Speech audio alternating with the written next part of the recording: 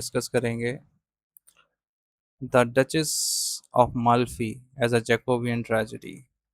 तो ये एक ट्रेजेडी है जैकोबियन एरा की। इसको हम लोग डिस्कस करने वाले हैं। ठीक है। उससे पहले जान लेते हैं कि ये आपके एग्ज़ाम्स के लिए बहुत महत्वपूर्ण है। The Duchess of Malfi complete notes exam oriented analysis English with David. ठीक है। तो ये आपके यूपी पीएससी जीडीसी के लिए हेल्पफुल है, मेंस एग्ज़ाम राइटिंग के लिए। और जो भी एस्पिरेंट्स यूजीसी नेट की तैयारी कर रहे हैं या किसी सेट एग्ज़ाम की तैयारी कर रहे हैं, जहाँ भी ये ट्रेजेडी प्रिस्क्राइब्ड है, और may be in your MA, और जहाँ भी जितने भी यूनिवर्सिटीज़ में ये प्रिस्क्राइब्ड है, तो वहाँ ये हेल्प करेगा आपको। यूजीसी नेट में आपको ये क्वेश्चंस बनाने में, कॉन्सेप्ट समझने में हेल्प करेगा। तो देखिए, तो चलिए शुरू करते हैं। The Duchess of Malfi is one of the finest example of Jacobean tragedy. ये जैकोबियन ट्रेजेडी का बेहतरीन एग्जाम्पल है। Written by John Webster. ये किसने लिखा है? तो ये लिखा है जॉन वेबस्टर ने। During the reign of King James one. देखो, जो किंग जेम्स हैं, किंग जेम्स वन, इन्हीं के नाम पे जैकोबियन एज का नाम पड़ा है। ठीक है। तो याद रखिएगा। तो ये इनके राइन में लिखी गई थी। The play reflect the pessimism, corruption, violence, and moral decay that characterize Jacobean drama। ये जो प्ले है ये रिफ्लेक्ट करता है जेकोबियन ड्रामा का। उस समय कैसा पेसिमिज्म था, करप्शन था, वायलेंस था, और जो मोरल डिके हो रहा था, यानी लोगों की जो मोरालिटी थी वो डाउन होती जा रही थी।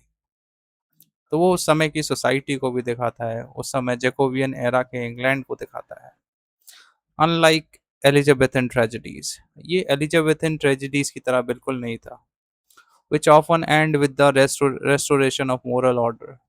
जो कि ये जो जैकोबियन ट्रेजेडीज थी, उनमें लास्ट में मोरल रीस्टोर हो जाता था, यानी हैप्पी एंडिंग हो जाती थी। Jacobean tragedies present a darker and more cynical view of human nature. जो जैकोबियन ट्रेजेडी हैं, इनमें स्लाइड इनमें इनमें ड्रास्टिक चेंज आया था।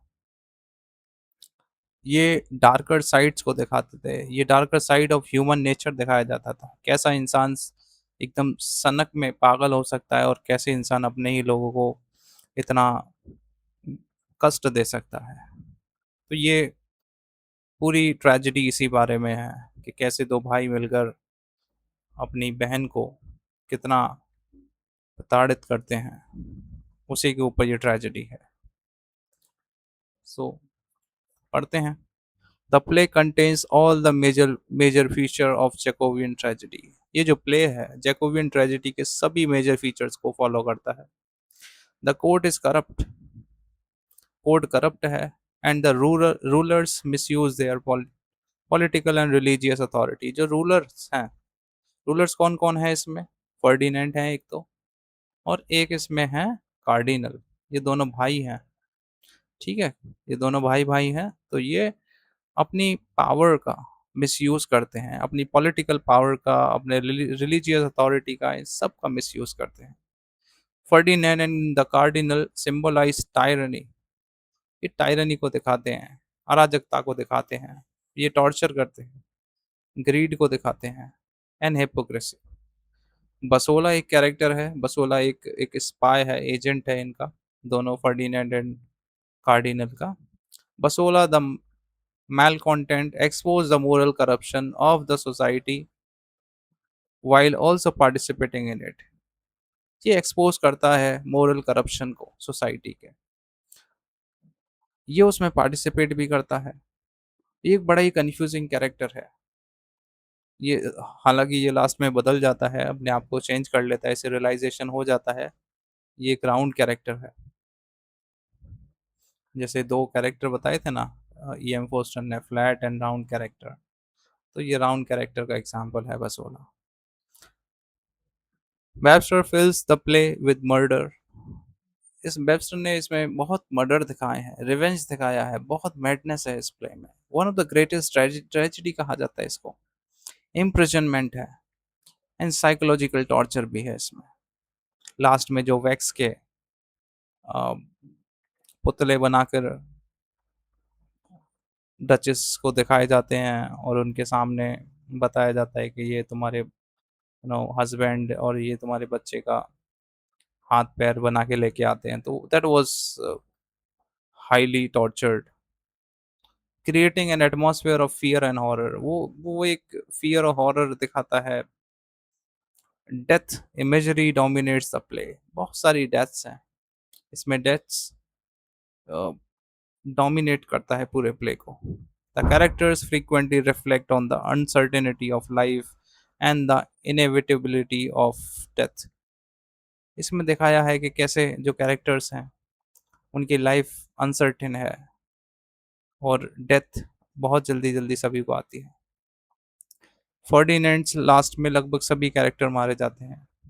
फर्डिनेंड्स लेकेंट्रोफी and बसोला's moral conflict add psychological depth to the tragedy।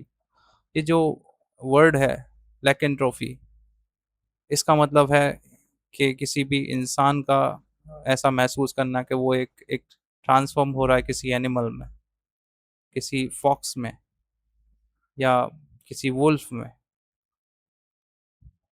Transform हो रहा है, उसको ऐसा कहते हैं। ये साइकोलॉजिकल एक एक प्रॉब्लम है, ऐसा लगता है लोगों को, क्योंकि ये बहुत क्रूअल दिखाया है। इंसान ये जानवरों की तरह बिहेव करता है। फर्डिनेंड एंड बसोलाज मोरल कॉन्फ्लिक्ट, इसमें बसोला का मोरल कॉन्फ्लिक्ट भी दिखाया गया है।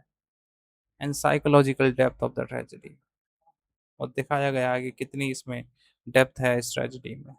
द डचेस रिमेन डिग्निफाइड, लेकिन डचेस जो है वो लास्ट तक डिग्निफाइड रहती है डिस्पाइट सफरिंग। उसको कितनी भी प्रताड़नाएं दी जाती हैं लेकिन वो अपने आप को, वो सबको सहती है। Making her death both tragic and heroic. अपनी डेथ को ट्रेजिक, तो उसकी डेथ डेथ होती ही है लेकिन हीरोइक भी होती है, क्योंकि वो हारती नहीं, वो इन सब से, वो इन सब के आगे झुकती नहीं है। So, thus the Duchess of Malfi combines political corruption, moral ambiguity, and violence and psychological complexity, making it one of the greatest achievement of Chekhovian tragic drama। तो ये जो क्वालिटीज हैं डचेस की, इन सब की वजह से इसे ग्रेटेस्ट जेकोबियन ट्रेजेडी कहा जा सकता है। तो ये हमने पहला क्वेश्चन इसका समझा।